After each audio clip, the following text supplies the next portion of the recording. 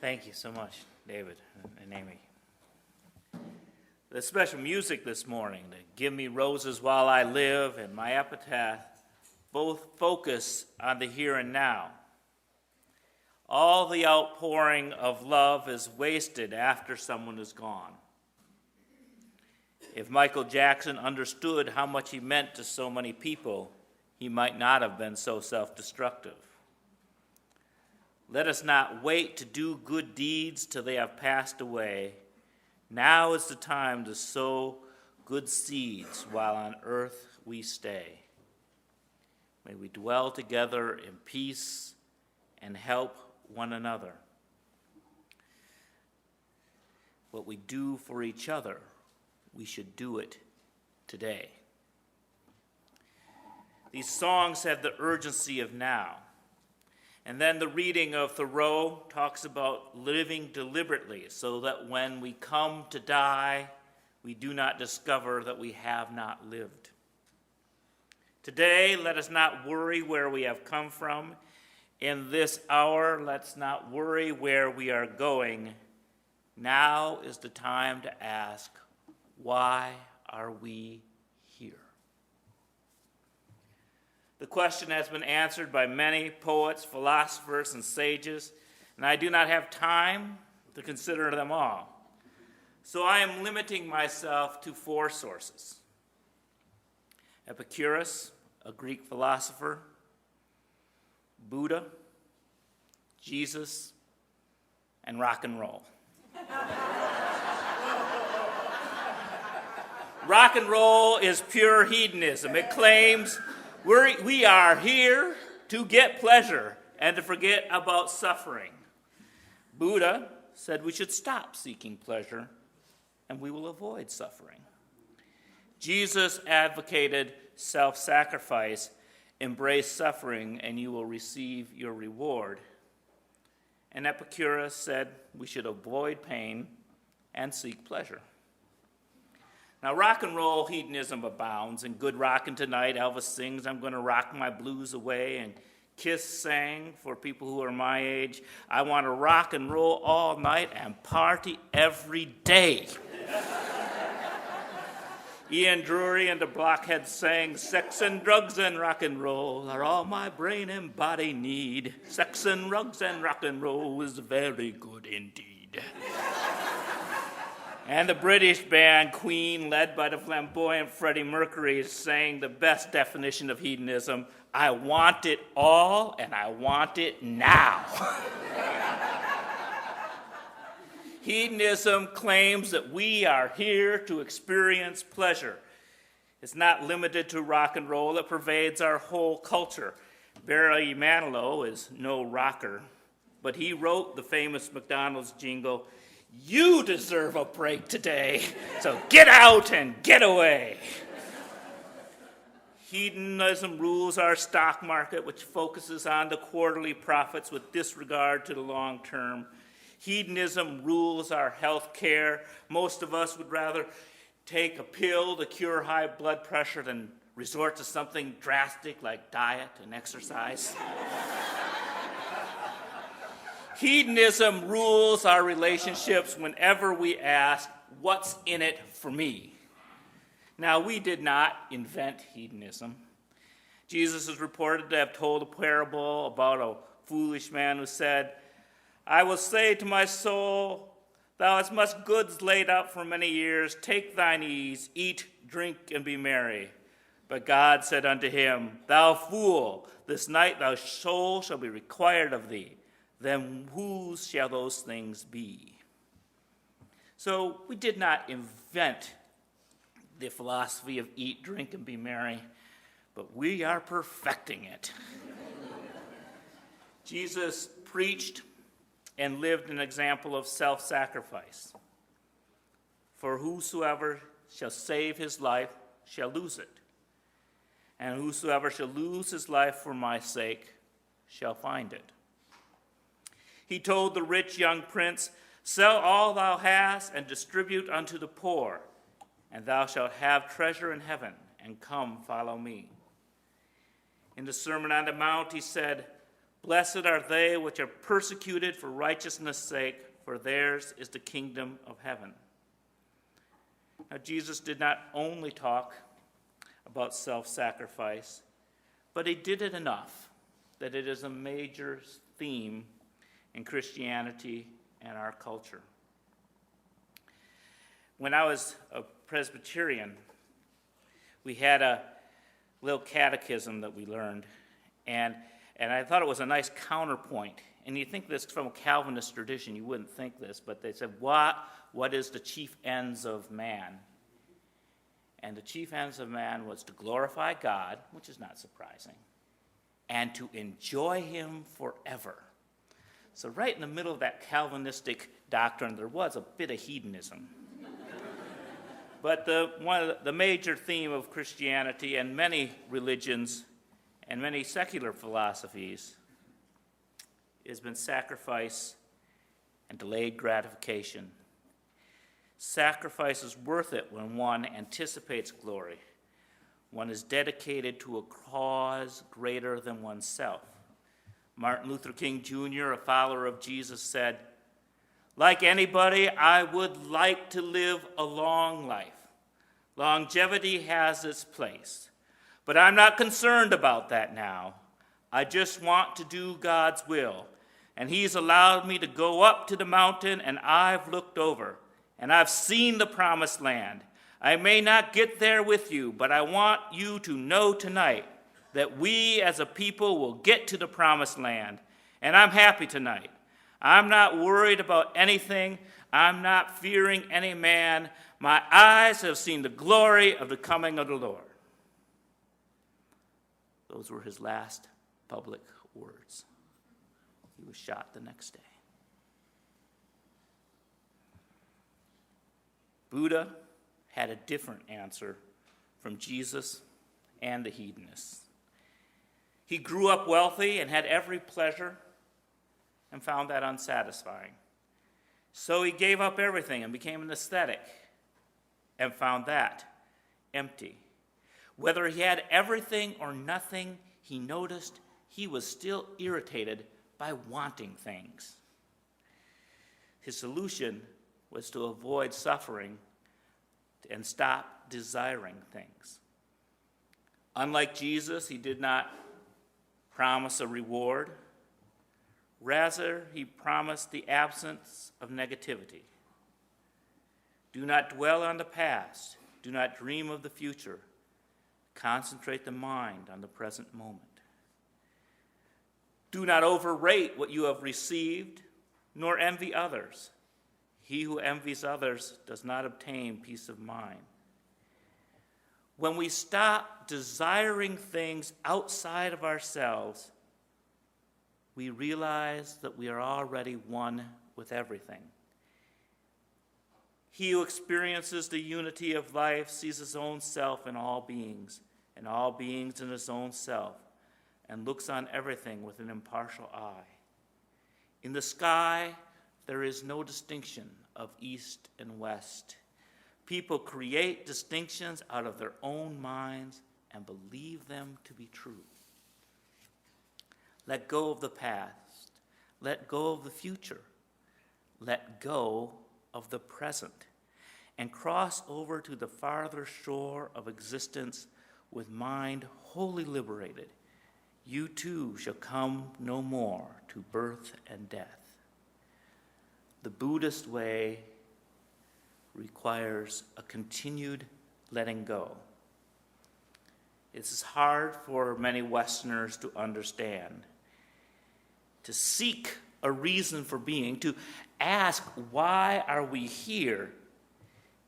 These questions are in themselves desires and get in the way of just being. Epicurus, the Greek philosopher, had another way. He sought pleasure and tried to avoid suffering. Unlike the hedonists, he did not pretend that suffering doesn't exist. Unlike Jesus, he did not see suffering as beneficial. Unlike Buddha, he embraced pleasure. His 4-part cure for life was, don't fear God, don't worry about death, what is good is easy to get, and what is terrible is easy to endure. The first two, don't fear God and don't worry about death, are similar. They are basically, don't worry about the things you have no control of. We all know that death is going to happen to all of us at some time or another. And if there is a God who has power over us, well, he has power over us. Can't do much about that. What is good is easy to get is similar to the proverb, the best things in life are free. Think of the things that make life worthwhile: a sunset, a smile, romance, solitude, hope. No price can be put on these things. What is terrible is easy to endure. This is harder to believe. But think how often we fear things that might happen. And when they come to pass, we realize that life goes on. Remember when you lost your first love? Or when you lost that job, or you failed at a class, or failed at anything. It feels horrible. But generally, we are more resilient than we imagined. We are tougher than we think. What is terrible is easy to endure.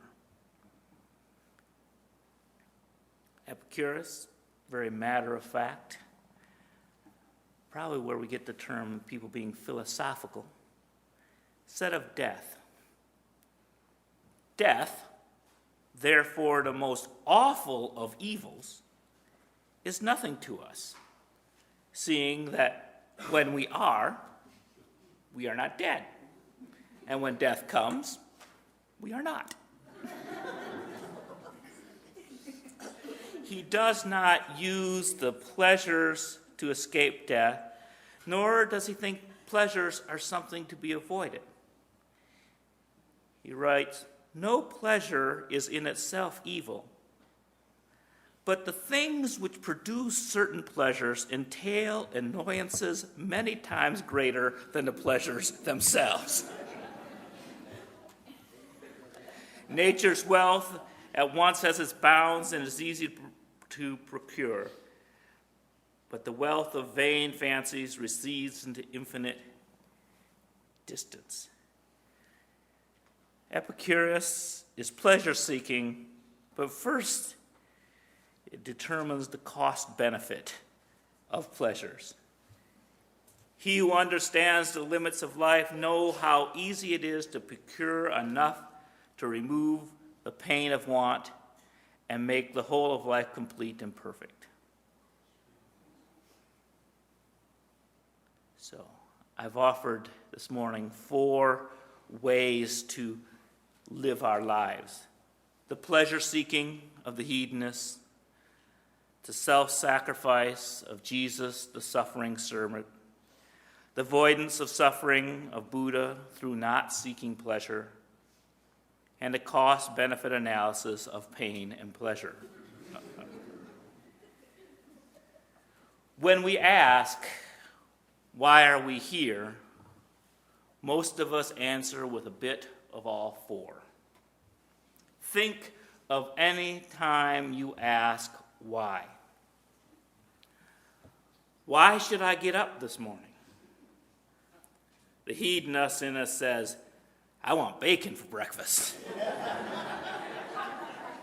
The suffering servant in us says, people are depending on me. The Buddhist in us says, I get up because I get up. The Epicurean says, when lying in bed ceases to be pleasurable and I get bored, I get up and seek some other pleasure. Why should I go to work? The hedonist says, I want money. The suffering servant says, I have to pay the bills. Buddha says, I will do the work that comes my way. I do not seek a career, and I do not worry if there's no work today.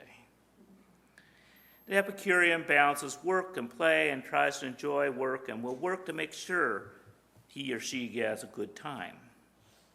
Now let's suppose the job is being an ambulance driver. When asked, why do you choose that job, the hedonist says, I love the excitement. It's great being where the action is. The suffering servant says, it's brutal work, but someone has to do it. It is important to save people's lives. The Buddha says, I am united with all who suffer. My compassion reduces suffering in the world. And the Epicurean says, the job has its highs and lows, but on balance, I feel good about the work. Why have children? The hedonist replies, someone who will care for me when I'm old, or more often, oops.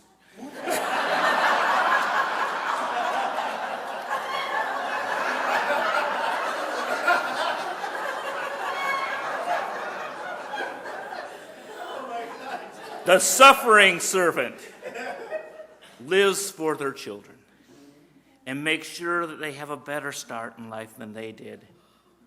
After all, children are our future. The Buddhist neither desires children or to be child-free and accepts whatever happens. The Epicurean knows that if he wouldn't enjoy being a parent, then he shouldn't be a parent. It wouldn't be good for him or the kid. Why seek social justice? The hedon in us wants to see the fat cats get taken down. The suffering servant in us sacrifices for that higher cause. The Buddhist practices compassion rather than seeking their own advantage. The Epicurean in us figures that if everyone had a job, then I'm less likely to be hit over the head and robbed. Why go to worship? The hedonist likes the music and is intellectually stimulated and sees their friends. The suffering servant feels good about sacrificing to further the cause. The Buddhist in us realizes our true nature is being one with each other. And the Epicurean says, I pledged, so I'm going to get my money's worth.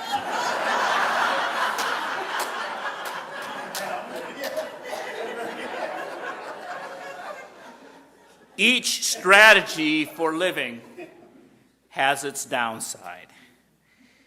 The hedonist often suffers the consequences of their behavior. Gluttony leads to obesity, promiscuity leads to disease, intoxication can lead to addiction, and greed leads to envy. The suffering servant has no guarantee of reward, and sometimes those rewards do not come. They may live their entire life forsaking joy. The Buddhist misses that ecstasy of striving. Perhaps, indeed, it is better to have loved and lost than not loving at all. And the Epicurean may spend too much time calculating and not enough time living. But each one also has its benefits. The hedonist often finds pleasure. The suffering servant finds meaning in some high cause. I think of those words of Dr. King, knowing that he's probably going to be killed soon. And the Buddhist avoids those petty irritations of life, and the Epicurean finds balance. There are as many reasons to live as there are people here. I cannot say for you the reason why you are here, but I hope to also ask, how are we here? How do we go about living our lives? What motivates us? Pleasure, martyrdom, pain avoidance, or a search for balance? I'll give you a chance to think while I look for the mic. Why do you do the things you do?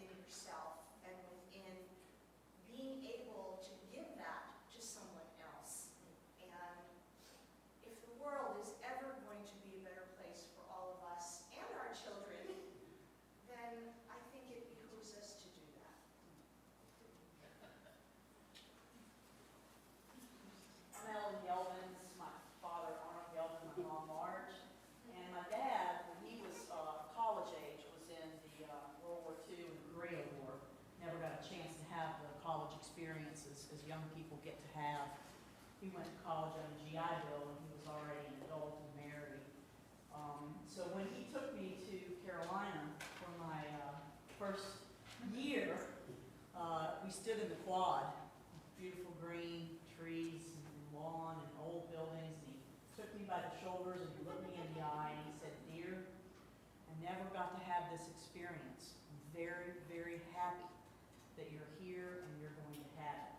I just have one thing to say. Don't let your classes get in the way of your education.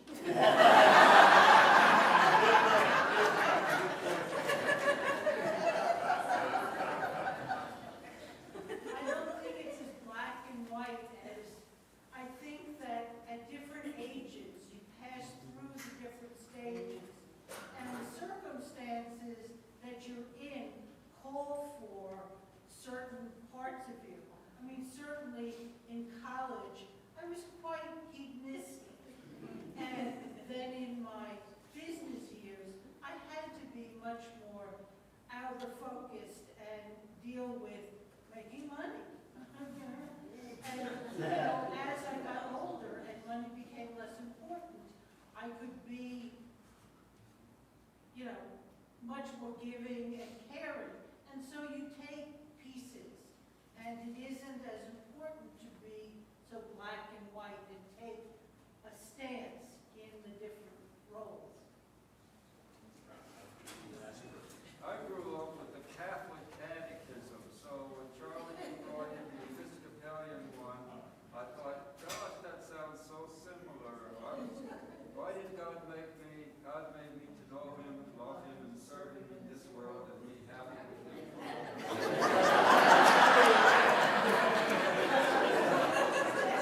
That's a long time ago, and I now believe that ultimately, and I really did appreciate the way you read it down through all those different core categories, and a lot of it resonated with me. And ultimately, I believe that we choose how and why we are here. We choose it whether we deliberately think through the choice or not. We find ourselves having chosen, as I think I have found myself, having chosen myself to do some of the things I do. And it's partly because I simply feel, well, that's what I have to do, at least right now. Thank you. May we continue this conversation with each other throughout our days. The hymn that's coming up